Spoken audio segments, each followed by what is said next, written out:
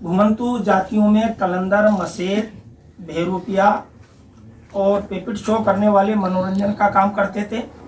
बंजारा समाज के लोग और भाड़ समाज के लोग व्यापार किया करते थे। गाड़िया लुहार समाज और सिकलीगर समाज लोहे का काम किया करते थे।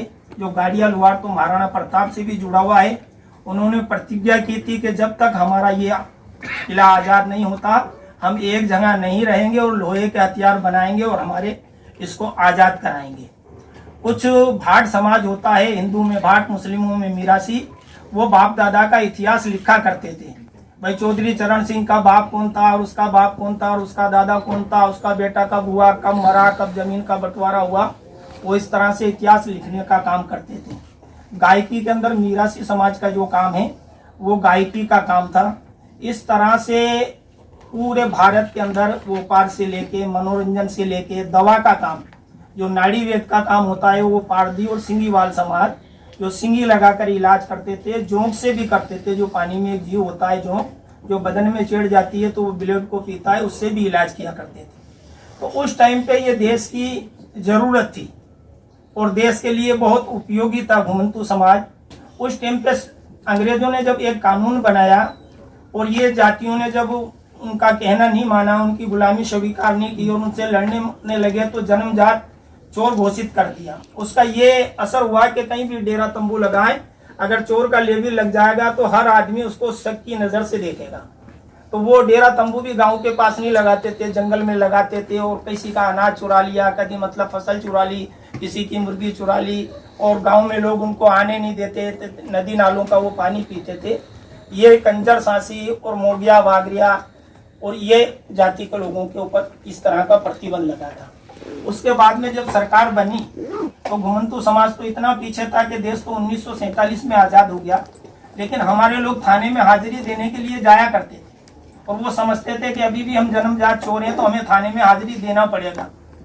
मैं पढ़ा लिखा कक्षा 4 तक हूँ, इसलिए मैं सुनी हुई बात बतला रहा हूँ कि नेहरू जी को जो पता चला कि ये जाति अभी भी हाजिरी देने के लिए जाती है तो उन्होंने उस कानून को बदला और 1952 में ये आज़ादी कहा कि भाई आप लोग भी आज़ाद हो, आपको थाने में जाने की जरूरत नहीं है। लेकिन जब भारत की सरकार बनी और उन्होंने पुलिस के जो नियम बनाए तो आदतन चोरी को इनकी आदत ही चोरी करना है। आज भी अगर कहीं चोरी हो जाएगी तो वो पुलिस वाले ने थाने में पड़ा हुआ है तो वो बात उसके दिमाग में आएगी और बोलेगा मोगियों के, वागरियों के, कंजर सांसी के डेरे तो नहीं है, यहाँ पे कोई घूमने फिरने वाली जाति तो नहीं है, यहाँ आए तो उठा के डाल दो थाने में। चोर पकड़ में आए या ना आए ये तो आ गए। मैं कहता हूं कि अगर वो जातियां चोरी करती थी तो अच्छी खासी उनके मकान होना चाहिए, बिल्डिंग होना चाहिए, कहीं जमीन होना चाहिए। वो तो फुटपाथ के ऊपर डेरे तंबू में रहते हैं और बूढ़े माँ बाप उनके भिक्षावृत्ति करते हैं, भीख मांगने के लिए जाते हैं। दिल्ली के जितने भी ये जो जहाँ लाल बत्ती की जगह है, गाड़ियां रुकती है, वहाँ 60 से 70% जो भिक्षावृत्ति का काम करते हैं या गुब्बारे खिलौने बेचते हैं वो घुमंतू जाति के लोग हैं।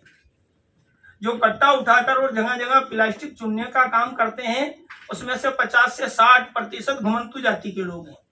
जब देश आजाद हो गया तो आजादी के बाद में सरकार ने सोचा कि ये वन्य जीवों को रखते हैं, भालू को रखते हैं, बंदर को रखते हैं, सांप को रखते हैं, नेवले को रखते हैं।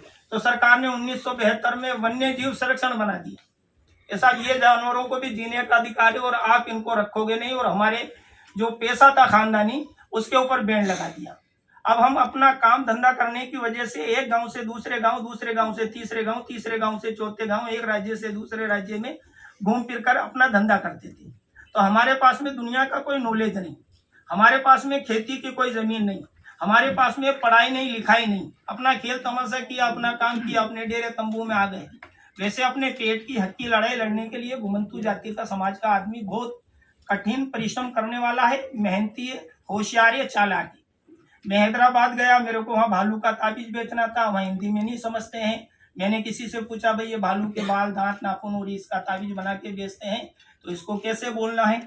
गुडेलगु एंटल, गुडेलगु गुरलू, गुडेलगु पन्नू, तल्ला गुरगुंजा, नल्ला गुरगुंजा, सिन्ना पिल्ला, जट्टी तलगंदी, कड़कुत नस्तुंदी, तलका नोपी, हास्य का लिए ताबीज टोनी, मंत्रम तंत्रम नड़वत, रोन रूप आलमित, इसको 2 रुपए में ले। वो बोली सी कि गुजरात गए तो आ गुजरात में वनवगड़ानो रेंज कहेवाय, वनवगड़ाમાં માણસ મળી જાય, ભેગો થઈ જાય, એક માણસના 2 માણસ કરી નાખે, વાગ કરતો ખોટો કહેવાય, સી સમજ કરતો ખતરનાક કહેવાય, વધારે બોલ નહીં કરવાનો।